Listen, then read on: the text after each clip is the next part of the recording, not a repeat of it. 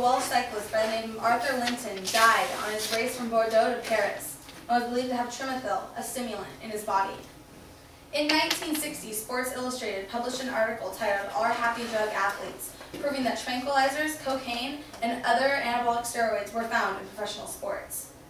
In 1991, 20 former East German coaches admitted to giving their swimmers anabolic steroids before competition.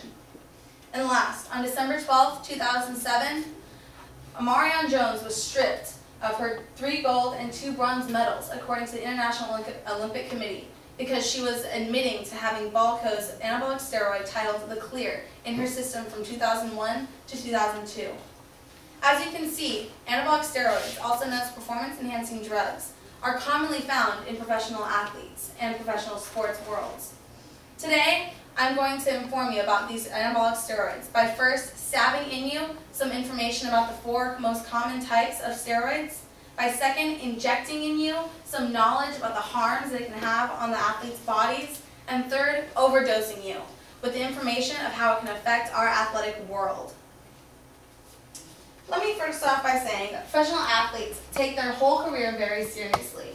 They're very focused on how they have their body, on enhancing themselves to be the best in their sport and to come out on top. That's where their money is all made. The 4 most common types of anabolic steroids are testosterone injections, creatine, diuretics, and stimulants.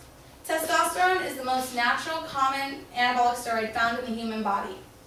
It is responsible for the male traits, and it helps increase the anabolic traits such as muscle, and decrease the androgenic traits such as the male traits. Most athletes take this to build muscle and heal quickly and increase their energy. But what they don't realize is they're most commonly taking the higher dose than the doctors would ever prescribe them to take. Creatine helps make and circulate ATP, which is responsible for energy, and it reduces energy waste products such as lactic acid that causes muscle fatigue. The liver automatically produces 2 grams of creatine each day, and your kidneys are responsible for removing the excess creatine from the body. Diuretics change the balance of salts and fluids in your system. It controls what happens, and it also helps dilute the urine, so when you go in for a urine sample, you pass drug tests. Lastly, stimulants. These are responsible for decreasing fatigue and appetite and increasing aggressiveness and alertness. It helps stimulate your nervous system so you're at the best of your ability at all times.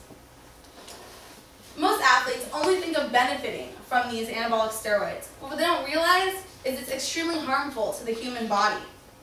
First off, testosterone. An August 1998 article in Time magazine titled "Girls on Steroids" by Christine Gorman states that testosterone is extremely dangerous to the human body.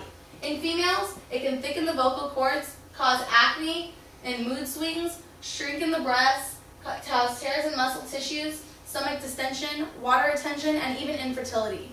In males, it can create prominent breasts, baldness, shrunken testicles, higher voice, and create them to become sterile. In creatine, as a study done by the Journal of Medicine in Sports and Exercise, it states that when you take creatine, you take more than you're requested to take. And the kidneys cannot filter the excess creatine in your body. Your liver creates 2 grams, right? So the excess creatine cannot be removed by the kidneys because it's working in overdose all the time.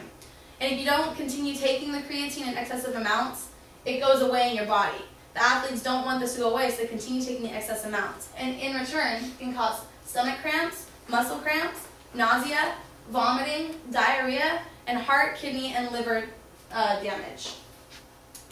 Diuretics. According to a study done at the Texas Heart Institute at St. Luke's Escobio Hospital, most athletes also take this in excess amounts.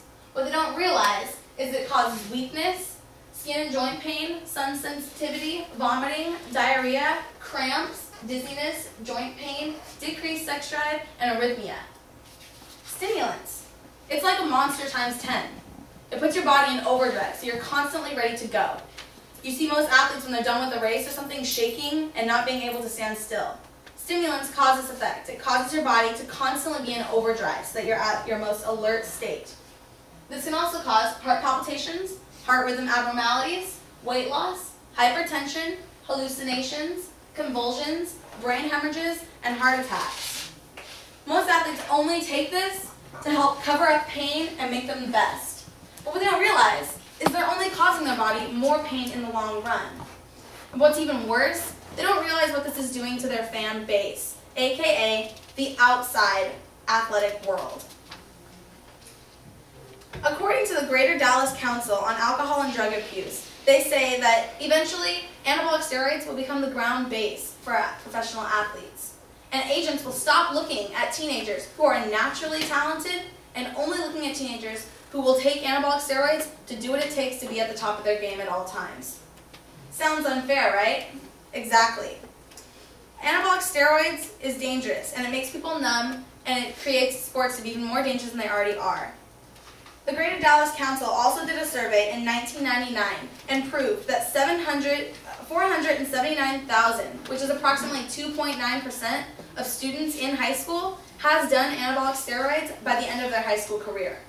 67% of these only did it to advance in the sport they participated in. A March 8th article in a Scribe News Wire states that most students only do anabolic steroids because they feel the need to be on top. And they only do it because everybody else is doing it and they feel they need to fit in. To take on the career of an athlete, you need to take on the will to win, and to win at all costs. But what cost is too much? The World Anti-Doping Agency stated that the International Olympic Committee came out with their first list of prohibited drugs in 1960 when a Dutch cyclist died from having anabolic steroids in their system when they competed. Now that I've stabbed, injected you, and even overdosed you on the knowledge of performance-enhancing drugs, is it really necessary to have these in our athletic world? Make your own advice. But as a closing statement, listen to this quote from Evander Holyfield. When I think of steroids, I think of an image. You have the advantage over someone, which is kind of a form of cheating. It wouldn't be right unless it was legal for everybody to do it. The reason it's not is because it's potentially dangerous to the human body. Thank you.